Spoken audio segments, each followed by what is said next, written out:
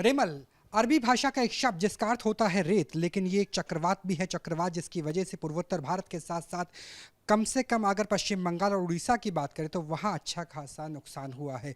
मौसम विभाग के डीजी हमारे साथ बात करने के लिए। सर, अगर बात की जाए किस तरीके से महापात्रा जी जो मौसम विभाग है वो नज़र रख रहा है, फिलहाल क्या स्थिति है, क्योंकि जो नाइट में था स्थिति वो कितनी बदली है?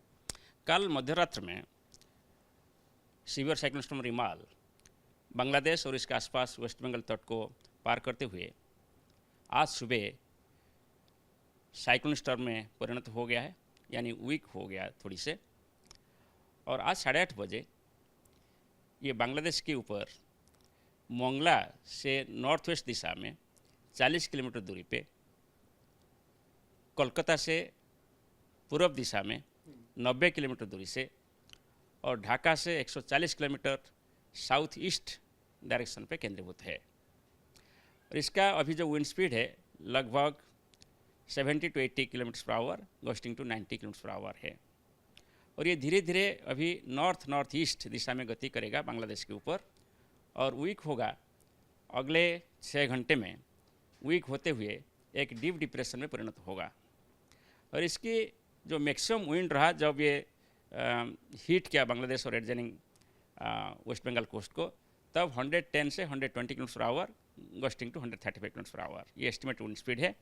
जो ऑब्जर्व विंड स्पीड अभी तक बांग्लादेश से जो रिपोर्ट मिला है 102 किलोमीटर पर आवर उनका ऑब्जर्वेटरी में रिपोर्ट हुआ है। यानी जो हम पूर्वानुमान किए थे ऐसे ही तीव्रता के साथ ये तट को पार किया है। और अभी भी ये वीक नहीं है पूरी, अभी भी इसकी वजह से ट्री ब्रांचेस ब्रेकिंग हो सकता है, छोटे छोटे ट्री गिर सकता है। तो इसलिए हम अभी भी सावधान रहना चाहिए। और इसके साथ साथ ये जो साइक्लोन है इसके प्रभाव में बहुत सारे बारिश हो रहा है। Already heavy to very heavy rainfall record हुआ है गंजटी वेस्ट बंगाल में।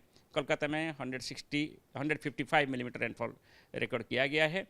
और आज बारिश धीरे धीरे कम होगा वेस्ट बंगाल का जो गंगेय क्षेत्र है, मगर जो सब हिमालयन वेस्ट बंगाल जैसे जलपाईगुड़ी से शुरू करके अलीपुरद्वार, इसके बाद आसाम, मेघालय, नागालैंड, मणिपुर, मिजोरम, त्रिपुरा और अरुणाचल प्रदेश में आज बारिश बढ़ेगा।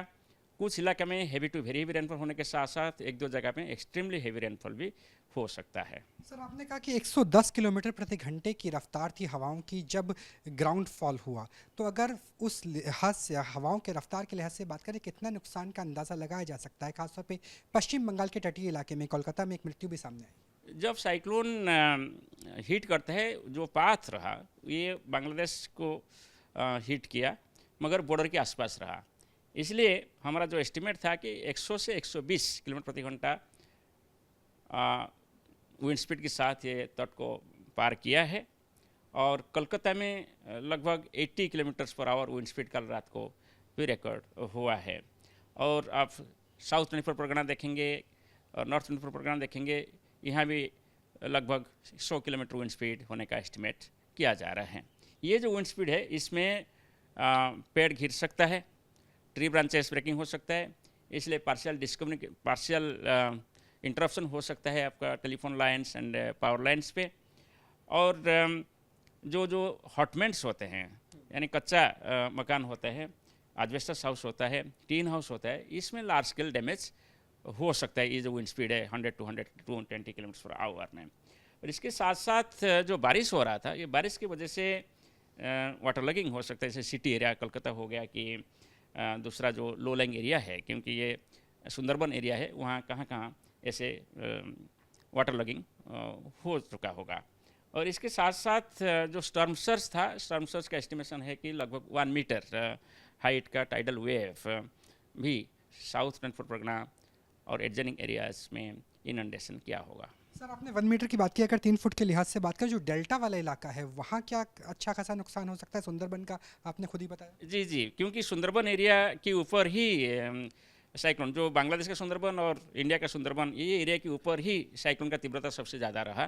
तो इसलिए वहाँ क्या नुकसान हुआ तब साइट विजिट में पता चलेगा। सर, मेघालय, आसाम के लिए भी कुछ अलर्ट है? जिस तरीके से बारिश आपने बताया कि बारिश भी हो रही है और पेड़ भी गिर सकते हैं। जी, आसाम, मेघालय, नागालैंड, मणिपुर, मिजोरम, त्रिपुरा के ऊपर heavy to very heavy rainfall आज और कल होने का संभावना है। और आज कुछ इलाके में एक्सट्रीमली हेवी रेनफॉल यानी 20 सेंटीमीटर ज़्यादा रेनफॉल होने का भी हम पूर्वानुमान किए हैं। विंड स्पीड आप देखेंगे तो ये सभी एरिया में 50 से 60 किलोमीटर प्रति घंटा, गश्ती से 70 किलोमीटर प्रति घंटा विंड स्पीड आज होने का संभावना है। सर, इससे मानसून की हवाओं पे तो कोई फ़र्क नहीं पड़ेगा क्योंकि एक बड़ा साइक्लोन आया था? साइक्लोन एक टेम्पररी फिनोमेना होता है और ये साइक्लोन भी मानसून एडवांस में हेल्पफुल किया है। वे ऑफ बंगाल पे मानसून एडवांस किया इस साइक्लोन की वजह से, वो साउथ ईस्ट मानसून करंट भी स्ट्रंगर हुआ है। एक अंतिम सवाल सर, जब ह्यूमिडिटी ज़्यादा होती है और टेम्परेचर राइज करता है तो बहुत ज़्यादा समस्या भी होती है लोगों को, तो वैसी समस्या भी हो सकती है क्योंकि गर्मी अभी भी काफ़ी अच्छी खासी रहेगी और आपने कहा कि बारिश की वजह से ह्यूमिडिटी भी होगी? अभी तो बारिश हो गया तो टेम्परेचर डाउन हो जाएगा ना, जैसे गुवाहाटी में 40 डिग्री सेल्सियस हो गया था, अभी टेम्परेचर ड्रास्टिकली रिड्यूस हो गया होगा। सो इसलिए इसे अच्छा है, सो वहाँ कंफर्टेबल वेदर रहेगा। न्यूज़ नेशन को वक्त देने के लिए बहुत बहुत शुक्रिया।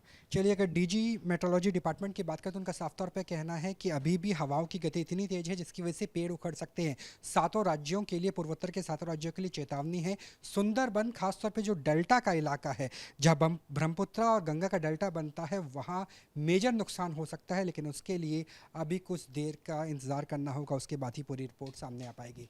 कैमरा सहयोगी सुभाषन के साथ राहुल अब्बास, न्यूज़ नेशन, दिल्ली।